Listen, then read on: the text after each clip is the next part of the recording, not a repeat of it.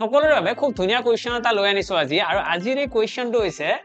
an inspector rejects 0.08% of the meters as defective আৰু এনেকুৱা question এক্সামত দেখিলে বহুত ষ্টুডেন্টে ভাবে যে এইটো কোৱেশ্চন মোৰ দ্বাৰা নহব কিন্তু একচুয়ালি কোৱেশ্চনটো খুব সহজ হয় এনে কোৱেশ্চনটো সালদৰে পঢ়িব লাগে অটোমেটিক্যালি আনসাৰ ওলাই আছে এনে কৈছে এজন ইনস্পেক্টৰে 0.08% of the meters as defective বুলি কি কৰে গণ্য কৰে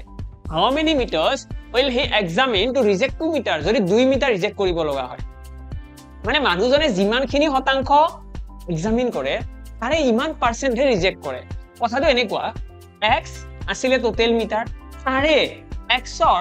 0.08% কি হয় 2 মিটাৰ সেইখিনি কথাই আমাক ইয়াতে কৈছে এইখিনি জাস্ট সলভ কৰিব লাগে আনসাৰ আহি গল তো কেনেকৈ সলভ কৰিম x এতে ৰ আছে তো এটো যদি ইপিনে গুছি যায় কি হ'ব 100 এটা আছে 200 হৈ গল 200 divided by 0.08 এইটুক যদি আমি দশমিকটো গুছাই দিও এটা আকৌ দুটা 0 গুছি লাগি আহিল দশমিক গুছি গল 8 ৰে কাটিলে কিমান হ'ব